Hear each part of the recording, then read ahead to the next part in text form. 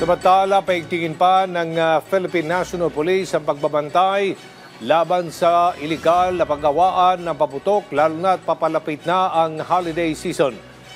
Ito ay matapos may mawala na namang buhay matapos umabog ang isang iligal na paggawaan ng paputok sa Bulacan. Si Ryan Lesiges sa sentro ng balita.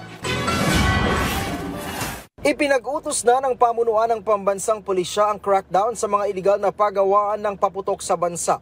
Ito ay kasunod ng pagsabog sa Norzagaray, Bulacan kung saan 2 ang namatay at 4 ang nasugatan. Dahil dito, mahigpit na babantayan ng mga pulis ang pagsulpot ng mga iligal na paggawaan ng paputok ngayong papalapit na ang holiday season.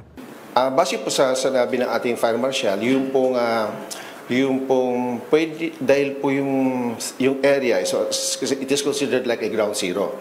So with that kind of explosion, parang medyo yung stock ng pulbura, coupled with the condition, kahapon napakainit po doon sa Norzagaray.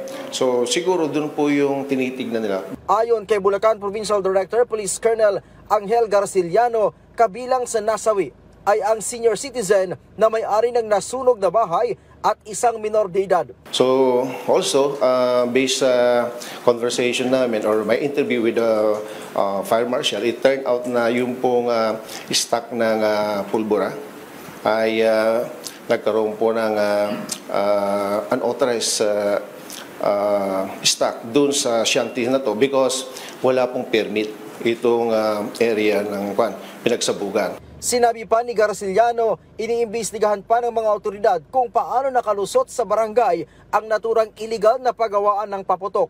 So that kind of situation, parang hindi rin siguro na monitor ng barangay na dahil ito ay liblib na lugar, hindi nila inakala na meron pong illegal manufacture of fireworks, firecrackers in that area. Kaugnay nito, nagpaalala naman si Acting Chief PNP Police Lieutenant General Jose Melencio Nartates Jr. sa mga may-ari ng paggawaan ng paputok na sumunod sa batas at laging iprioridad ang kaligtasan ng publiko.